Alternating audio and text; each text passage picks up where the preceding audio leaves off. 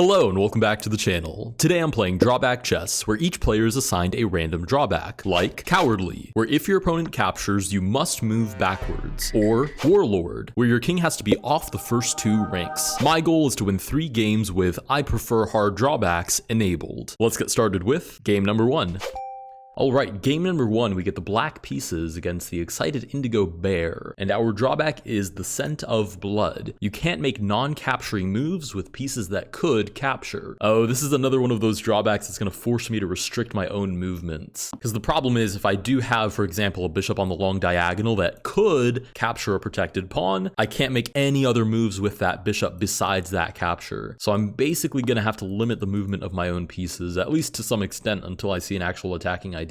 I mean, the other option is to full send like a sacrifice and a crazy attack, but I have a funny feeling it'd be very difficult to coordinate when my pieces don't have that many options to move. Do I even bother fianchettoing? I don't think I should. I'll just play e6, d6, bring my pieces to the center. What is this? Is this the cow or the hippo? I don't remember which one this is. Where you move the knights out to the center just to move them back out to the flanks and then centralize the bishops. Okay, bishop to b5, a6. I mean, that's a capture I'd be more than happy with making. They do take. We'll take back with our own bishop and we get bishop g5. Okay, we'll do the same thing. If I had to guess, they might be working their way through a certain drawback. Like if your opponent ever captures with their knight, you immediately lose or something. I'd imagine their drawback has something to do with my knights. Otherwise, I don't really understand why they would have gone for that right away. Okay, for example, this bishop now is completely frozen. Unless it ever wants to take on h4, it can't make a different capturing move. I will play c6 to limit the scope of my own bishop. Again, this is very against my own play style. I can't even move these pawns straight ahead because I have that capture available to me, but I don't really have a choice here. So they do take back. I guess I could take. I guess I could wait for them to take and take back with the bishop, but then the bishop would be looking at the pawn on a2, so I might as well just go ahead and take now.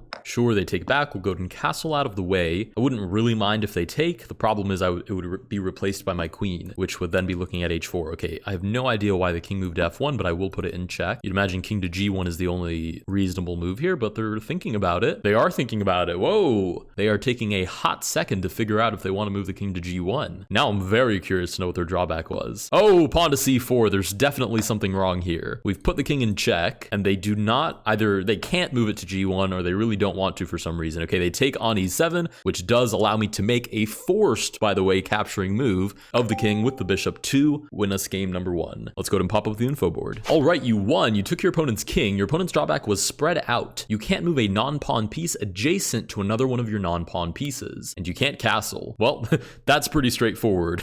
They weren't able to castle, which is why they didn't castle, and they can't move non-pawn pieces next to other non-pawn pieces, so a king can't move next to a rook, which is why it didn't go to g1. But with that, we win game number 1. Let's go to move on to game number 2.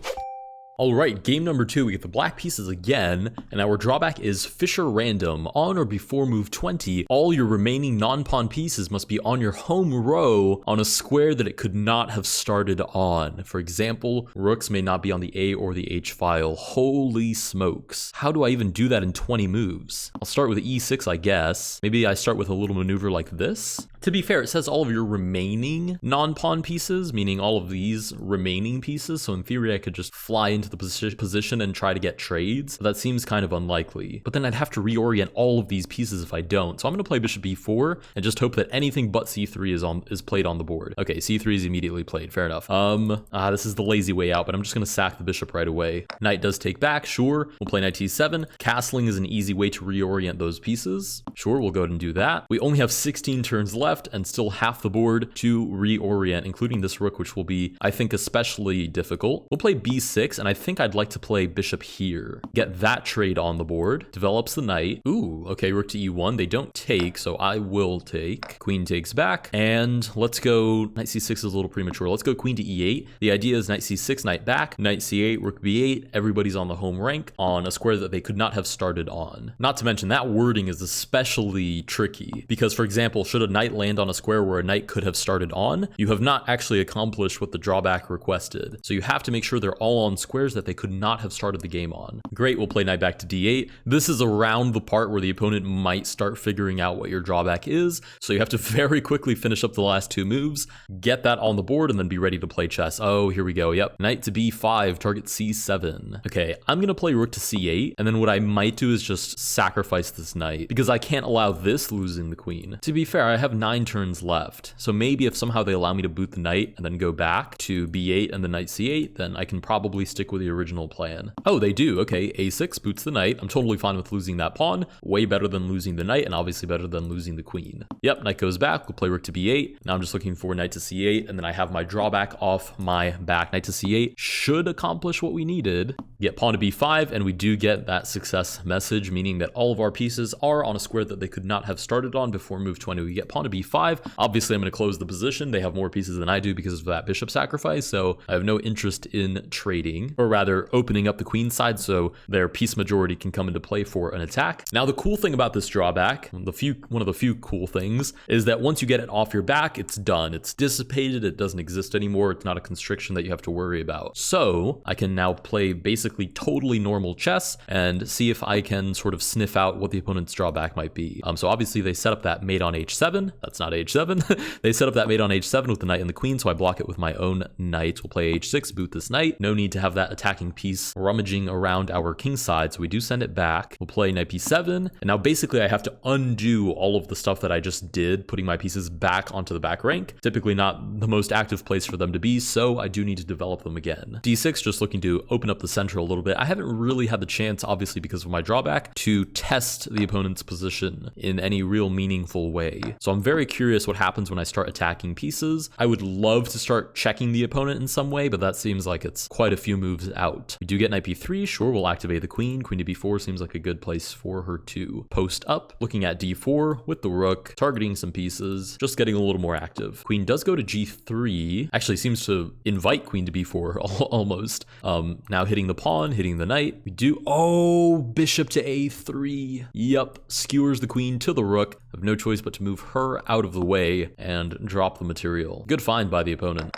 We get rook to c1. They're really making me move my queen around. I'll move her to e2 to target the knight. I will say they're now down to 40 seconds, so it's not totally out of the realm of possibility that I just flag this opponent as well. Again, not the cleanest way to get the victory, but a victory nonetheless. You'd imagine they want to take here on c7. I'd have to move the knight out of the way. Pretty much my queen is the only attacking piece. Yeah, they do take. We'll play knight to d8. We're down now under 30 seconds, which is not at all a bad sign. Queen to d3. Knight to f4. Hits the queen, hits g2. Supporting checkmate, which would be very nice. And they do have less than 20 seconds, but you'd imagine they just move back to defend it. Okay, we're now down under 10. This is usually how you go about flagging opponents. You just pressure them into finding the best move. Oh, and we do repeat the position. So if we repeat it once more, it will be a draw, but we get pawn to g3 by the opponent. Obviously no interest in a draw. Let's go king to h7. Maybe pawn here could be in our future. We get queen to d3. I think this is still reasonable. Oh, they can take, and this is supported with the pin, but they go back for the queen anyways, who I didn't realize was trapped. So I'm going to sack it for a rook and play pawn to f5 as quick as I can. No way, they almost flag, but they don't take back my queen, and I had f5 pre-moved, and they do flag the game. Wow, okay, we do win game number 2. Again, we've totally cheesed, I think, both of those victories pretty much, and this game was just a total cheese, but let's go ahead and pop up the info board. All right, you won, your opponent ran out of time. Your opponent's drawback was inside the lines. You can't move onto the rim, but you can make moves that start and stop on the rim. Oh, that's why they didn't take my queen at all. It's because she was on the rim. So they couldn't move the knight in this case onto a1 to recapture the queen. Wow. All right, I guess with that, we win game number 2. Let's go to move on to game number 3. Before we move on, if you want to improve your openings, I recommend checking out the sponsor of this video, chessreps.com, which offers easy step-by-step opening lessons. Drill your opening to climb to the top of the leaderboard or do puzzles that come from real games. Like this puzzle where I can click back to see how we got to this Jobava London position before delivering this nasty fork. Puzzles are completely free, so you can keep doing puzzles to increase your opening elo and then take that practice into a real game, like I did to crush my opponent with the Jobava London. If you want to support the channel and become an opening menace, check out chessreps.com. Now, back to the video.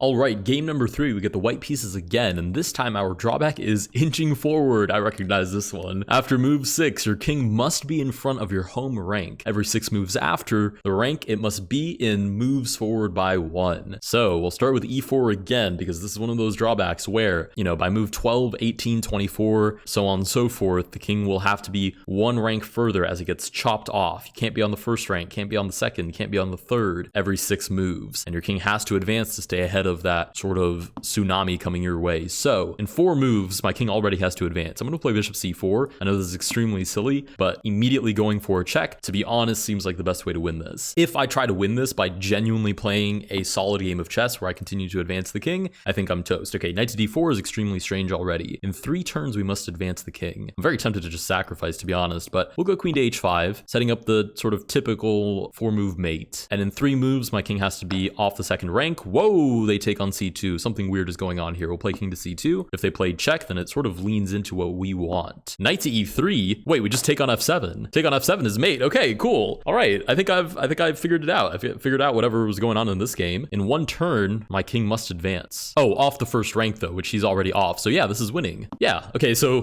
there we go. Close call, but we did get the king off. And with that, we do win game number 3 with arguably the hardest drawback we've had in a very long time besides the stockfish one. But let's go ahead and pop up the info board. All right, you won. You took your opponent's king. That was super fast, but very clean. Your opponent's drawback was horse eats first. As long as you have a knight, you can only capture with knights. Wow. So 4-move mate actually was the move there. That's more of a coincidence than a skill flex, but we figured out the plan very quickly and just had to execute. So with that, we do win all 3 games. If you guys did enjoy this video, please consider liking and subscribing. Well, you know what? That 3rd game was really darn fast. Let's go ahead and do a bonus game, game number 4.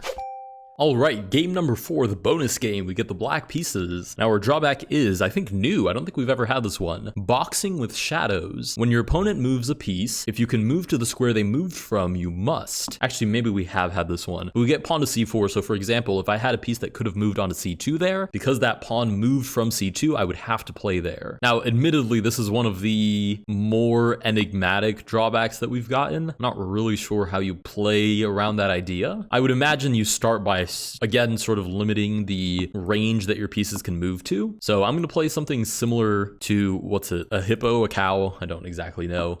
We get bishop to f4, we'll play knight to e7, and the idea is that if I limit the scope of my own pieces, then it's just way more unlikely that I will be able to move right there, for example, to e2. We get pawn to e3 by the opponent. Let's go knight to g6, targeting the bishop. I maybe should also try to play into trades, because I think this would be easier to play in an endgame. Oh, why did I do that? This is what I mean when I said I don't think I really understood how we're supposed to play around that, because that makes a lot of sense. This is now a new idea that I need to keep in mind. If I attack a piece and it steps out of the way, then obviously I have to move to the square where I was originally attacking. Okay, well, at least now I'm starting to understand. Unfortunately, I'm learning it the hard way, but I'm starting to understand how this drawback sort of works. Right, the opponent takes back with their bishop. So how do I do this? I can't really attack my opponent because if they move out of the way, I have to move to that square. Do I just sit and wait? What do I do here? Well, pawn to h6, I guess. We'll make some weighty moves because I'm really not sure how I'm supposed to make any progress.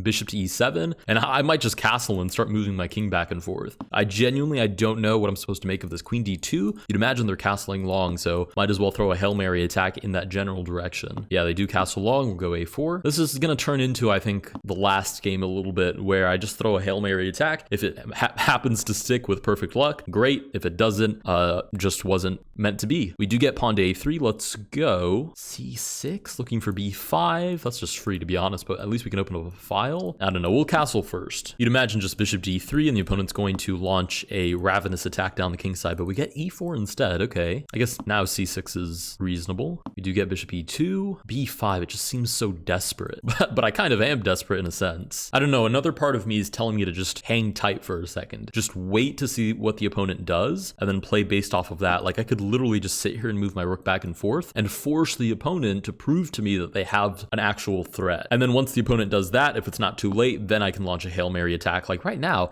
these are a lot of really nice, solid preparatory moves, but I'm not seeing the attack yet. I'm not seeing, E5 or H4 or a sacrifice or something actually concrete happening. I might eat those words in just a second, but I'm going to try to make the opponent prove to me that I have something to be afraid of. Okay, so we've now gone and closed the center, which I think is in my favor. We do get knight to b5, which I don't think does anything. I don't even want to attack it because it can just move back, then I have to move bishop b5. So we'll just play b6, I guess.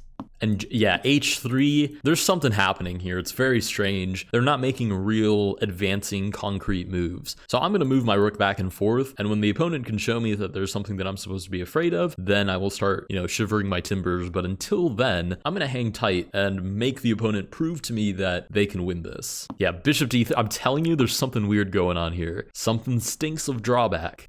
Yeah, queen c2 if they want to take on a4, by all means. Yeah, there's something weird going on here. If we repeat the position one more time, it will be a draw. And the opponent seems to be interested in that. I don't think they can make progress. I mean, I was about to play bishop b7 to try to force a win, but realistically, I can't really make an attack. So I'm just going to play rook to b8. If the opponent wants to draw, we can draw this game. Okay, we do get a draw. I'm very curious to find out what on earth was happening there, but I'm happy that I didn't overcommit. Let's go ahead and pop up the info board. Okay, for the first time in a very long time, I don't know if we've ever had a draw on Drawback Chess, actually. But for the first time in a very long time, we get a draw. You and your opponent drew due to threefold repetition. Your opponent's drawback was true love. Your king can only make moves that place it adjacent to your queen, and can't move if you don't have a queen. Your queen can only make moves that place it adjacent to your king. Okay, so the opponent probably could have launched an attack, to be totally honest. I think they probably just felt reserved about it because they knew that the queen could never go into the attack. But that doesn't mean that an attack wasn't possible there. It's just a little more tricky. And obviously for my drawback, I just didn't feel like I could make any moves. So, okay, I guess a threefold draw makes some sense. Again, I don't know. This might be the first time we've ever had a draw ever on Drawback Chess, but you guys can correct me if I'm mistaken. Anyways, if you guys did enjoy this video, please consider liking and subscribing. Let me know down below what the hardest drawback that you've had to play with is. Mine, honestly, is not the Stockfish one. Mine is probably any of these that force me to limit my own movements. But let me know down below which one yours has been, and I will see you guys in the next one.